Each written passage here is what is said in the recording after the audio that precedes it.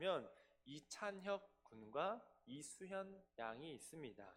이제 이 두 남매는 바로 몽골 선교사님의 자녀들이라고 합니다. 그들은 몽골에서 선교사님 자녀로서 음악을 또 좋아해서 음악을 배우고 또한 그곳에서 성경도 배우면서 자랐다고 합니다. 그런데 그들이 이제 우리나라에 와서 이 K-팝을 이제 스타가 되기 위해 음악을 하기 위해서 오디션을 보았고 그때부터 이제 유명해진 가수들입니다. 그들의 음악이 왜 뛰어나고 왜 인기가 많게 되었냐면 그들의 음악은 이 기계로 찍어내는 흔한 대기업의 음악의 흐름이 아니라 그런 K-팝과 같은 것이 아니라 그런 기계와 K-팝의 그런 흐름들과는 다른 하나의 예술이다라고 평가되기 때문입니다. 그렇기 때문에 그들의 음악이 굉장히 히트칠 수 있었고 우리가 새롭게 들리기 시작했던 것이죠. 그런데 그들의 이 음악을 만드는 음악력, 작곡력과 함께 또 뛰어난 것이 무엇이냐면 바로 작사력이에요. 노래도 되게 잘 만들지만 가사도 되게 잘 썼다는 것입니다. 그래서 악동 뮤지션이 만든 노래들의 가사를 보면 요즘 대중문화의 가사들처럼 선정적이거나 중독적이거나 자극적이지 않다는 것입니다. 그들은 무엇을 중심으로 노래하냐면 바로 인간에 대한 사랑을 대해서 노래하고 있습니다. 우리가 가지고 있는 그 순수한 사랑을 노래하면서 그 이상을 쫓아 살아가는 마치 그런 상상 속에 있는 듯한 가사를 써내고 있다는 것입니다. 그리고 또한 그런 순수한 사랑과 함께 그 가사에는 그들의 깊은 철학이 담겨 있다는 것입니다. 그래서 그런 이유가 있었기 때문에 많은 대중들에게 참 마음 깊은 곳까지 그 어루어 만져주고 공감해주고 그래서 더 인기가 있지 않은가 싶습니다. 최근에 발매한 곡 중에 장래의 희망이라는 노래가 있습니다. 장래의 희망. 그건 이제 거기서 이 장래, 즉 죽었을 때 내가 어떻게 되었으면 하는 것을 상상하면서 쓴 노래인데 거기에서 나는 죽어서 천국에 있을 거니까 내 장례식장이 울지 말고 슬퍼하지 말고 파티가 되었으면 좋겠다 뭐 이런 가사를 써낸 그런 노래예요. 이처럼 이런 생각들 세상 사람들은 하지 못하는 생각이죠. 그렇지만 누가 하는 생각인가요? 바로 그리스도인이 가질 그런 사상들이라는 것입니다. 즉 그들은 기독교적인 철학을 잘 녹여내서 순수한 사랑으로 노래함으로써 많은 대중들을 감동시키고 좋아하게 만드는 가수들이라고 이야기할 수 있다는 것입니다. 참 이런 문화가 또 이런 사람들이 많이 생겨나서 좀 기독교의 좀 아름다운 모습, 예수님의 말씀에 그런 깊이 있는 철학도 많이 전파되었으면 좋겠습니다. 그런데 이제 오늘 제가 나누고 싶은 것은 이 가수 악동 뮤지션이 만든 노래 중에 가장 유명한 노래 중에 하나입니다. 제목이 길어요. 어떻게 이별까지 사랑하겠어? 널 사랑하는 거지. 제목이 길죠. 그래서 이 예능 퀴즈쇼에도 많이 나옵니다. 이 노래는 다 아는데 제목을 모르는 거죠. 어떻게 이별까지 사랑하겠어? 널 사랑하는 거지. 이 제목처럼 우리가 아무리 사랑한다 하더라도 우리가 어떻게 이별까지 사랑할 수 있겠습니까? 이별까지는 우리가 도저히 사랑할 수 없다. 내가 이별은 싫지만 너는 여전히 사랑한다. 뭐 이런 노래 제목이라고 할 수 있습니다. 그렇기 때문에 이별이라는 것은 참 우리가 피하고 싶은 단어죠. 이별을 하고 싶어서 만나는 사람은 아무도 없을 거예요. 누가 이별을 하고 싶어서 만남을 하겠습니까? 그렇기 때문에 이 사랑이 너무나 귀하다고 여겨질 수밖에 없는 거예요. 왜냐하면 이 사랑을 하다 보면 이별도 우리에게 주어지기 때문입니다. 흔히들 연애의 끝이라고 뭐라고 할까요? 연애의 끝은 결혼이었으면 좋겠지만 모든 연애의 끝이 결혼이 아니죠. 마지막 연애의 끝이 결혼이죠. 수많은 연애의 끝은 어디를 향하냐? 이별을 향하고 있습니다. 하지만 우리는 그걸 압니다. 이 사람과 만났을 때 결혼까지 할 수 있을까? 결혼이 아니면 이별인데 그런 큰 리스크를 가지고 만나지만 그럼에도 우리가 그 이별이라는 피하고 싶은 단어가 있음에도 불구하고 우리는 연애를 하는 이유는 바로 그 사랑의 힘에 못 이겨서 한다는 것이죠. 그만큼 이별보다는 사랑의 힘이 우리에게 더 강하게 작용한다는 것입니다. 하지만 결국 이별의 순간이 찾아올 때, 즉 사랑의 힘이 약해지고 이별의 순간이 찾아올 때 우리는 엄청난 괴로움에 휩싸이고, 다시는 내가 사랑하지 않으리, 내가 이제 연애는 다시는 안 하고 나는 일만 하겠다, 뭐만 하겠다 라고 다짐을 하죠. 하지만 또 우리는 사랑하는 사람을 만나고 또 사랑을 하게 되고 또 이별을 하게 되고, 이러한 사랑과 이별의 반복이 바로 우리의 인생이라는 것입니다. 즉 이처럼 우리는 이별을 피하고 싶고, 나는 단 한 번도 태어나서 이별을 해본 적이 없어 라고 살아가고 싶지만 절대로 그럴 수 없는 거죠. 이별은 피하고 싶지만 피할 수 없는 것이고, 피할 수 없이 다가오고, 때로는 우리가 그 이별을 피하기 위해서는 엄청난 대가와 보상을 치르기까지 해서 이별을 유예하기도 합니다. 그런데 오늘 나눈 이 노래 제목, 어떻게 이별까지 사랑하겠어 널 사랑하는 거지 라는 것처럼, 우리는 이제 이별을 하고 나면 대개 그 사람을 더 이상 사랑하지 않게 되죠. 이별을 했는데도 여전히 사랑하는 것은 우리 안에 남아있는 이 미련, 그리고 우리 안에 있는 그런 후회뿐이라는 것입니다. 그럼에도 끝까지 사랑하는 것은 좀 이상한 관계가 되는 거죠. 헤어졌는데도 그 사람을 계속 짝사랑하고 있는 것은 우리에게는 미련한 행동이라는 것입니다. 하지만 이별을 함에도 사랑하고, 이별을 했음에도 사랑할 수밖에 없고, 이별을 했음에도 불구하고 사랑해야만 하는 관계가 딱 하나가 있습니다. 그 유일한 관계는 바로 가족이라는 것입니다. 가족 역시 사랑으로 맺어지는 만남입니다. 남자와 여자가 사랑으로 만나서 자녀들의 만남 역시 사랑으로 이루어지기 때문이죠. 그렇게 시작이 되는 것이 바로 가족입니다. 자녀들도 태어나자마자 부모들의 사랑을 갈구하면서 생존해냅니다. 그렇지만 우리는 이 가족도 역시 일상적인 만남과 같이 이별을 피할 수가 없는 것이죠. 늘 사랑만 하면서 늘 함께 지내고 늘 만남만이 존재하는 관계가 아니라는 것입니다. 언젠가는 우리 가족도 이별해야 될 때가 다가온다는 것이죠.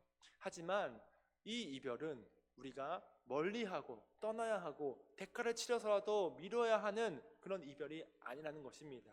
이 이별은 건강한 이별입니다. 그리고 아까 말했던 것처럼 이 가족의 이별은 이별했음에도 불구하고 사랑을 해야 하는 관계로 남게 되는 것입니다. 그것이 바로 가족이라는 거예요. 제가 앞에 좀 거창하게 이야기했지만 저는 오늘 5월을 맞이하여서 이 가족에 대한 말씀을 함께 나누고자 합니다. 하나님께서는 가족을 만드실 때 세 가지의 행동을 우리에게 요구하셨습니다.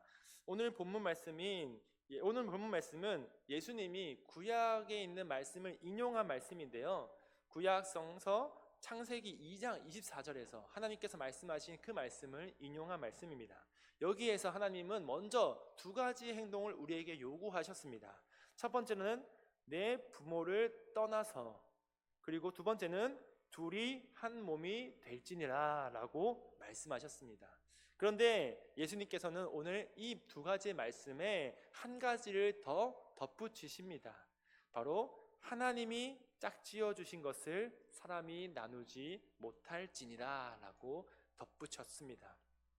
즉 이 말은 부모를 떠남과 그리고 한 몸으로 연합함과 그리고 나누지 못하게 하나됨을 의미한다는 것이죠.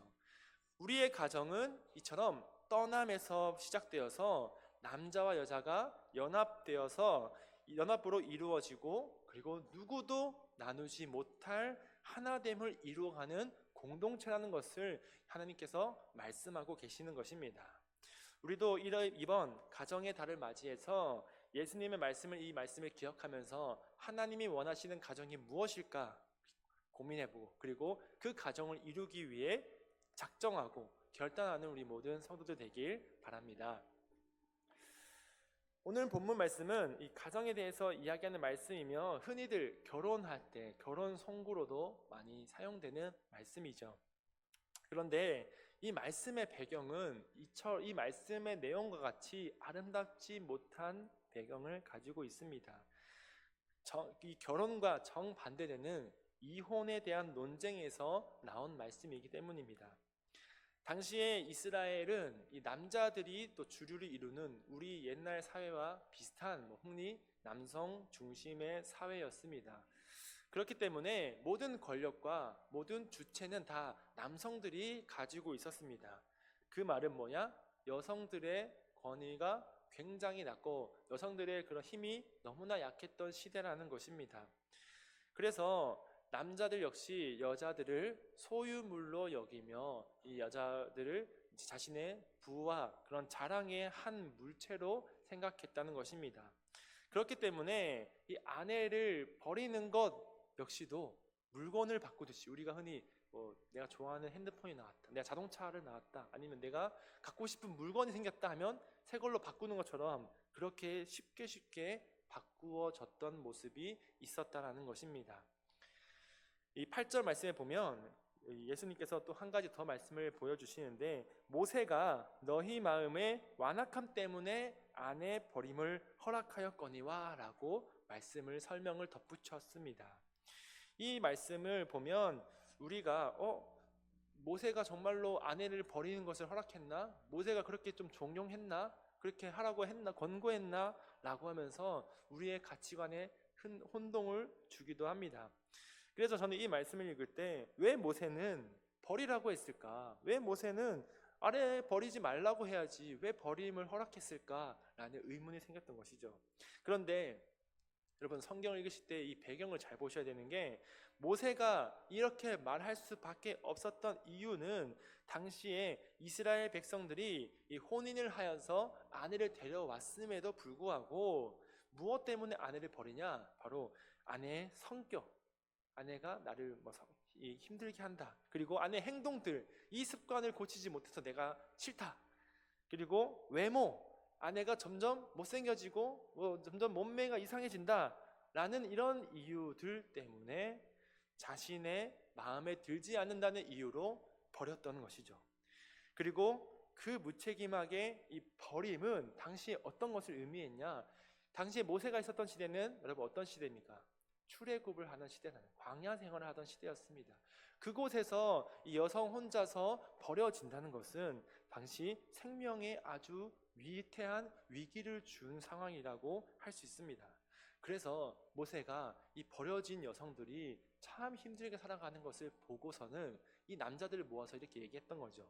너희들 아내를 그렇게 버릴 때 차마 내가 이 가정의 그런 버림 하나하나를 다 얘기할 수는 없지만 너희가 버릴 때 이 증서라도 써줘라.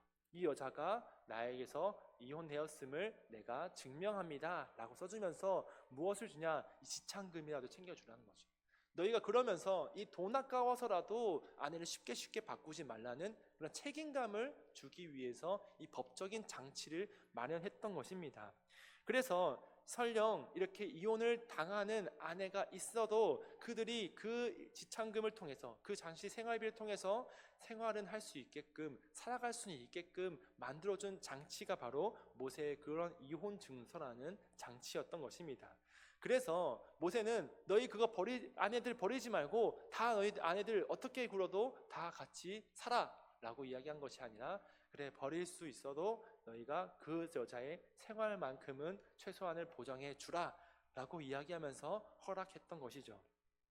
그런데 예수님 당시에 이 바리새인들은 점점 이 모세의 율법이 변질되면서 그들이 어떻게 이해하였냐면, 모세가 그 이혼 증서를 써줌으로써 아내를 버려도 된다라고 이야기한 것입니다. 즉 모세는 책임감을 가지고 너희가 아내를 이혼할 때 참 너희 마음속에 무거운 짐을 져라 라고 하면서 짊어주었던 것을 이 바리새인들은, 그래 내가 이 아내를 버릴 수 있는 정당한 이유가 있어 하면서 난 증서를 써줬으니 더 이상의 죄책감이 없어 라고 하면서 자신을 합리화하기 위한 이유로 사용되었던 것이죠. 그래서 이 바리새인들은 아내를 버릴 때 내가 이혼 증서를 써줬기 때문에 나는 아무런 죄책감이 없고 나에겐 죄가 없습니다 라고 하면서 당당하게 질문할 수 있었던 것입니다. 그래서 이런 일 때문에 정당하게 여겨지며 한 가족의 구성원이었던 이 여성의 그 지위를 박탈해버리고 그들의 생활마저 위태하게 만들었던 상황이 바로 이때의 상황이라는 것입니다. 그래서 그런 상황과 그런 마음을 다 아신 예수님께서 이 가족이란 바로 오늘 말씀처럼 부모를 떠나서 남녀가 하나가 되어서 또한 사람이 나누지 못할 공동체다라고 선포해 버리신 거죠. 이 창세기에 있던 말씀에서 더 추가되어서 사람이 나누지 못할 공동체다라고 선포해 버리신 것입니다. 예수님이 말하는 이 떠남, 부모를 떠남과 남편이 아내를 떠나는 것과는 정말로 어원이 완전히 다릅니다. 남편이 아내를 내어버릴 때 사용된 단어는 아폴리오라는 단어로서 이 단어는 사면하다, 용서하다라는 의미를 가지고 있습니다. 즉 법적으로 떠남을 허락하다라고 쓰여진 단어밖에 없다는 것이죠. 즉 남편이 이때 모세가 말했던 그 증서에서 말한 이 떠남은 법적으로서 해방되는 떠남을 이야기하고 있습니다. 그리고 이런 이별은 우리 가족에 유익을 주는 떠남이 결코 아니라는 것입니다. 그런데 반대로 내 부모를 떠나서 라고 사용된 단어는 까탈레입시스라는 단어입니다.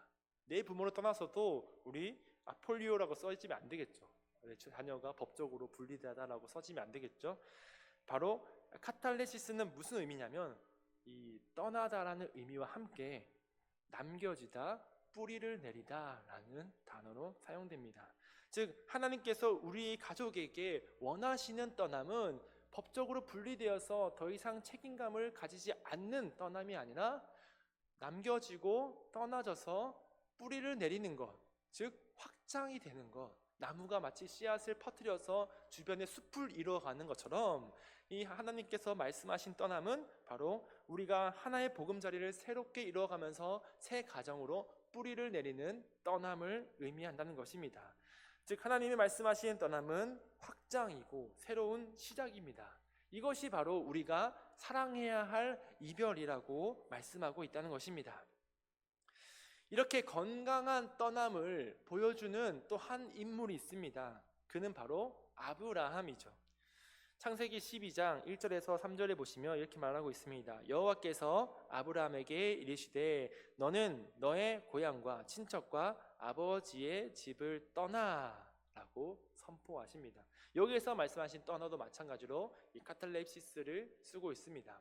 즉 아버지의 집을 떠나서 무엇인가에 정착해서 뿌리를 내리고 확장을 하라는 것을 말씀하고 있다는 것이죠. 그리고 아브라함은 즉각적으로 순종했습니다. 그리고 자신의 정착지를 찾아서 유유히 떠났습니다. 그리고 그 떠남으로 해서 우리는 복을 받게 되고 예수님이 탄생되고 우리가 복음이 만들어지게 되었던 것을 알 수 있습니다.